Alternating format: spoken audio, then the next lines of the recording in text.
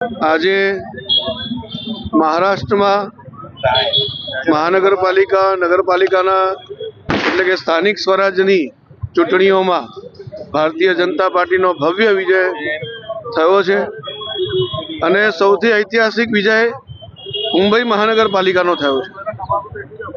કેટલાય વર્ષોથી જે રાહ જોવાતી હતી, આજે મોદી સાહેબના નેતૃત્વમાં, જેપી નડ્ડા સાહેબના નેતૃત્વમાં, નીતિન નવીનજીના નેતૃત્વમાં અને મહારાષ્ટ્રના મુખ્યમંત્રી અને મહારાષ્ટ્રના પ્રદેશ અધ્યક્ષજીના નેતૃત્વમાં આજે મુંબઈ મહાનગરપાલિકામાં પણ ભારતીય જનતા પાર્ટીએ ભવ્ય વિજય મેળવ્યો છે। એ બદલ આજે આ વિજય ઉત્સવ અહીંયા સરદાર પટેલ પ્રતિમા ડેરી ડેન સર્કલ ખાતે ભારતીય જનતા પાર્ટી વડોદરા મહાનગર દ્વારા આયોજિત કરવામાં આવ્યો છે।